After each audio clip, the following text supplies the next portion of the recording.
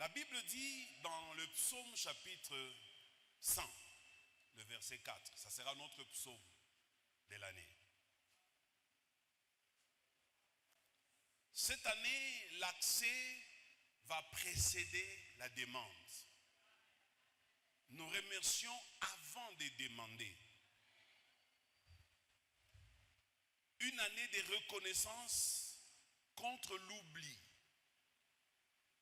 spirituel pour honorer la fidélité de Dieu.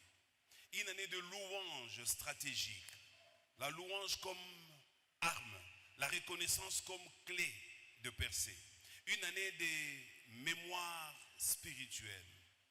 Se souvenir pour mieux avancer. Chaque témoignage devient un autel. Ce que l'action de grâce produit, elle attire la présence de Dieu. Elle libère des délivrances. Elle multiplie ce que Dieu donne. Elle transforme l'épreuve en témoignage.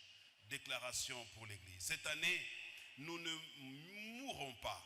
Cette année, nous vivons. Nous témoignerons de la bonté de Dieu.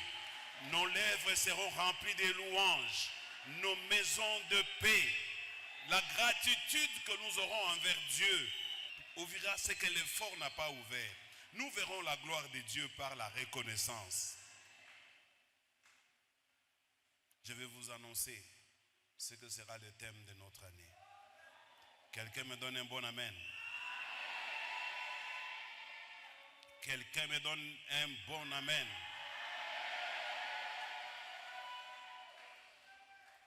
De tout le temps que j'ai marché avec Dieu, je compris que chaque année quand elle vient avec son lot de bénédictions.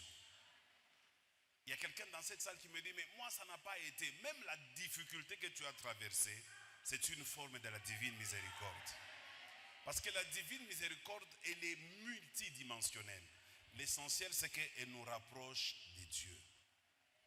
Et nous avons été rapprochés de Dieu. Maintenant, nous sommes bénis, nous sommes réjouis, nous sommes vivants, nous sommes en bonne santé. Alors, permettez-moi, avant d'introduire l'année nouvelle, que j'essaie de vous expliquer par mes mots comment je la conçois. Je vais vous donner 3 conseils et je peux vous dire maintenant ce que nous devons entendre de Dieu. Le premier conseil, quand Dieu passe par notre bouche et annonce un thème, ne les prenez jamais par habitude. Considérez comme si c'est un nouveau chapitre que Dieu vient de fermer et un autre chapitre vient de commencer. Mettez ça dans votre subconscient. Marchez avec ça tous les jours. Confessez-le devant Dieu. Pas des lèvres seulement, mais aussi de vos cœurs.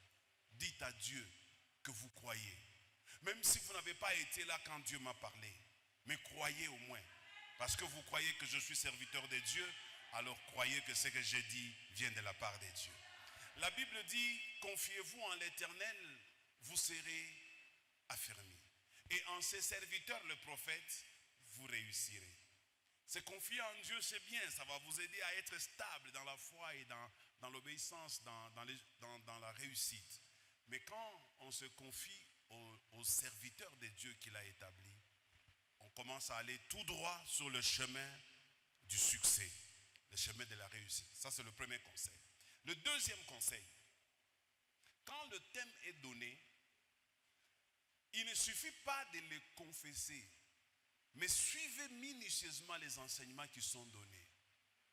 Peut-être ta part manquera le jour de l'annonce, mais dans la semaine et les jours qui viennent, tu trouveras quelque chose qui te concerne par rapport au thème. Une église disciplinée, aussi nombreux que vous êtes aujourd'hui, aussitôt que nos cultes vont reprendre, venez massivement écouter les enseignements.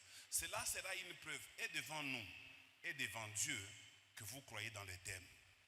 Et prenez note, écrivez, prenez note, parce que les choses vont être par moments très compliquées et très contraires à ce que vous allez traverser.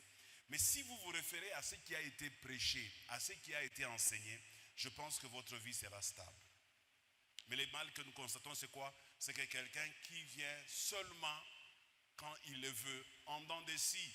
Il vient une fois le mois et il viendra l'autre mois une fois, et puis à la fin il dit, Seigneur, je n'ai pas vu ta main. Parce que le thème en soi ne suffit pas. Les enseignements qui sont donnés sont aussi très importants. Non pas seulement par moi, même par tous ceux-là qui vont défiler ici, parce que chacun a toujours une portion de grâce que Dieu lui donne dans la compréhension du thème de l'année. Ne négligez jamais ça. Venez assister aux enseignements, c'est très important. Dérangez-vous pour cela. Le dernier conseil que je vais vous donner, c'est que, par mon expérience, c'est ce que j'ai vécu, quitter ce lieu avec le thème, venir écouter ça à l'église, ce n'est pas aussi suffisant. Il reste un dernier élément qui est très important. Venez auprès des serviteurs que Dieu a établis. Là où vous ne comprenez pas, comme on dit en Swahili, abakuraki mulenda naya. Demandez. Je ne comprends pas, ça veut dire quoi? Faites des recherches. Même si nous, on n'a pas bien développé ça, mais vous pouvez développer ça mieux que nous. Parce que c'est un sujet que Dieu a donné. Alors, c'était mes 3 conseils. Maintenant, je voudrais vous dire ce que cette année sera.